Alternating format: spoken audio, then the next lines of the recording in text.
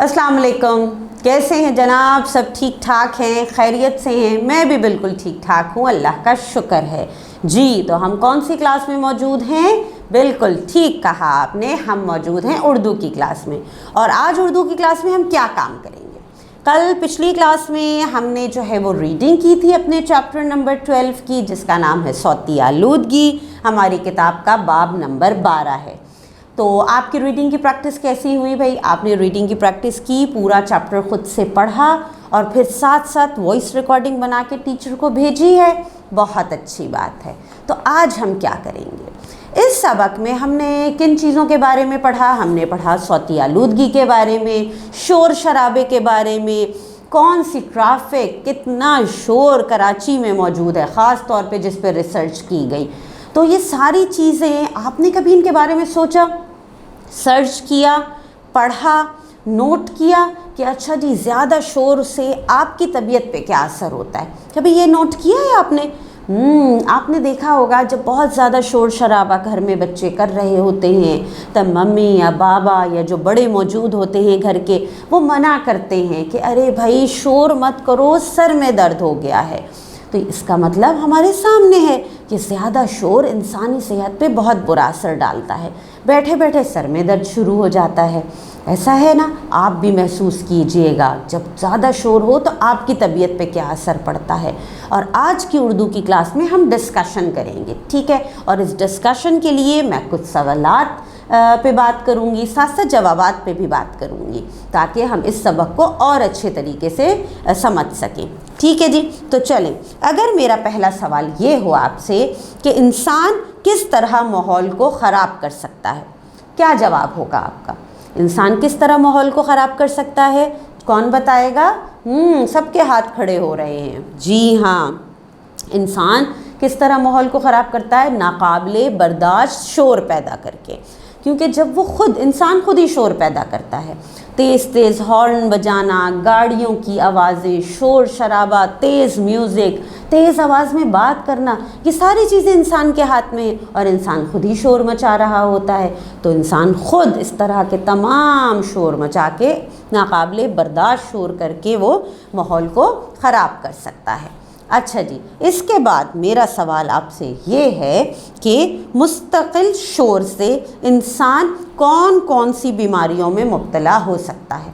ये भी हमने सबक में पढ़ा है कि जब मुस्तकिल शोर से जो है आहिस्ता आहिस्ता किस तरह इंसान की सेहत पर असरअंदाज मुस्तकिल शोर होता है, कौन कौन सी बीमारियां हो जाती हैं। हमने सबक में पढ़ा हाई ब्लड प्रेशर, गुर्दों के अमराज, इसके अलावा खून में ऑक्सीजन और प्रोटीन की कमी और इस जैसे बहुत सारे दीगर अमराज में मुब्तला हो जाता है।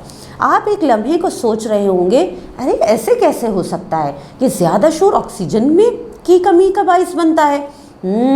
बिल्कुल, सोचने की बात यही है कि हमने कभी इन चीज़ों पे ध्यान ही नहीं दिया कि अच्छा ज़्यादा शोर इस तरह से हमें मुतासर करता है, हमारी सेहत को मुतासर करता है। हम बीमारियों से बचने के लिए बहुत से काम करते हैं, सफाई सुथराई का ख्याल रखते हैं, अच्छी ग़िज़ा खाते हैं, सेहत बख्श ग़िज़ाएँ खाते हैं, लेकिन इस चीज़ का ध्यान नहीं रखते कि जी शोर शराबा भी इर्द गिर्द मौजूद है जो कि सौती आलूदगी की सूरत में हमें मुतासर कर रहा है।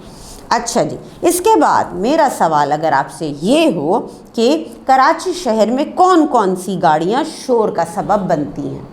हमने बहुत सारी गाड़ियाँ देखी हैं कराची शहर में, सड़कों पे दिन रात जो है वो गाड़ियाँ दौड़ रही होती हैं। कौन कौन सी गाड़ियाँ होती हैं? सबक में भी हमने पढ़ा मोटरसाइकिल और रिक्शा, बिल्कुल ठीक। इसके अलावा car, wagon, mini bus, tractor, और कौन सी गाड़ियाँ होती हैं? बिल्डोज़र्स वगैरह भी चल रहे होते हैं जहाँ पे कंस्ट्रक्शन का काम हो रहा होता है, और बड़ी बड़ी मशीनरी भी होती है, उसकी आमदो रफ्त, ज़ाहिर मशीनरी को एक जगह से दूसरी जगह ले जाया जा रहा होता है, बड़ी बड़ी चीज़ें होती हैं। तो ये तमाम चीज़ों का जो है शोर कराची शहर में हमें सुनने को मिल रहा होता है जी। अच्छा, अब मुझे बताइए कि ट्रैफिक के शोर की बुलंदी यानी लेवल को जांचने के लिए कराची की किन दो शाहराहों का इंतखाब किया गया था? कौन सी 2 शाहराएँ थी जिनका इंतखाब किया था? एक M.A. जिन्ना रोड और दूसरी शाहराए फैसल का। क्यों किया गया था इन 2 शाहराओं का इंतखाब? इतनी सारी शाहराएँ हैं कराची में मौजूद, बहुत सारे रोड्स मौजूद हैं, लेकिन 2 शाहराओं का इंतखाब किया गया, शाहराए फैसल और M.A. जिन्ना रोड। क्यों? क्योंकि इन 2 शाहराओं पे सबसे ज़्यादा लोगों की आमदोरफ्त है जो नौकरी के सिलसिले में, मुलाजमत के सिलसिले में एक जगह से दूसरी जगह सफ़र कर रहे होते हैं। तो सबसे ज़्यादा ट्रैफिक, सबसे ज़्यादा शोर, सबसे ज़्यादा रश M.A. जिन्ना रोड और शाहराए फैसल पे देखा जाता है। इसलिए इन 2 मकामात का को सेलेक्ट किया गया, इंतखाब किया गया ताकि इन पे शोर के लेवल को जांचा जा सके। ठीक है जी। अच्छा, अब मुझे आप ये बताइए कि शोर की सतह को कम करने के लिए क्या करना चाहिए? आपका क्या ख़्याल है? अगर हम चाहते हैं कि हम सौती आलूदगी से बचें, सौती आलूदगी के लेवल को कम करें, तो हम क्या कर सकते हैं? क़वानीन सख्त कर दें, हो सकता है ना, क़वानीन सख्त किए जाएं, लेकिन फिर साथ साथ क़वानीन की पाबंदी को भी लाजमी करार दिया जाए। ठीक है, क़वानीन बनाना सिर्फ मकसद नहीं होता, क्योंकि बन तो जाते हैं लेकिन लोग अमल ही नहीं करते। तो क़वानीन बनाए जाएं, यानी लॉ एंड ऑर्डर बनाए जाएं, लेकिन साथ साथ उन पे अमल दरामद भी कराया जाए। इसके अलावा क्या हो सकता है? इसके अलावा ये हो सकता है कि हम आगाही की मुहिम शुरू करें, सौती आलूदगी से आगाही की कोई मुहिम शुरू की जाए, जिसमें लोगों को अवेयरनेस दी जाए, लोगों को बताया जाए। क्योंकि जैसे इस सबक को पढ़ के हमें बहुत सी नई मालूमात पता चली कि इस तरह भी है, सौती आलूदगी इस तरह हमारे लिए नुकसान का बाइस बनती है, तो ये चीज़ें लोगों को नहीं पता। तो आगाही की मुहिम कोई ऐसी शुरू की जाए जिसमें हम लोगों तक ये अवेयरनेस पहुंचा सकें। तो ये सारी चीज़ें हैं जो हमने इस सबक में डिस्कस की, इस सबक में पढ़ा, इस सबक में इन तमाम चीज़ों पे हमने बातचीत की।